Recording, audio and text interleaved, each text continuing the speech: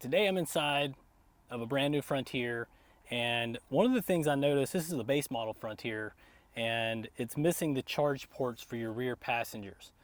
I was looking for a solution, and you can actually buy this, and there is a plug in here. So if you want to add it to your truck, it's super simple. What you're gonna need is obviously the plug, and I can give you the part number and everything. And you're gonna need some kind of tool. This is a little trim tool that helps pop trim pieces off. Now let me show you how to do this.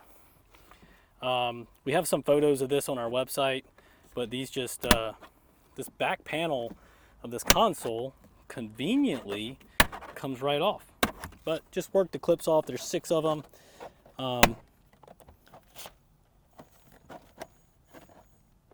There you go.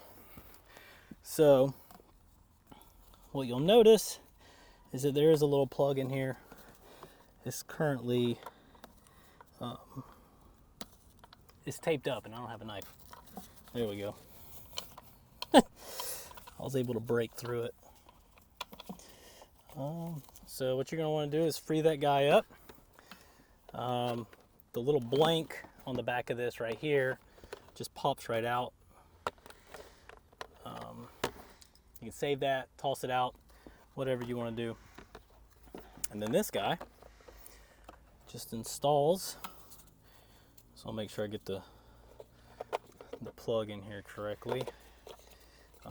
So just press that in, plug it in, and before I reinstall that, I'm going to test it out and make sure it works, because you know, I'm going to turn the truck on, see if we can get some power going. Well, it's lighting up, so that's a good sign. Yeah. Boom.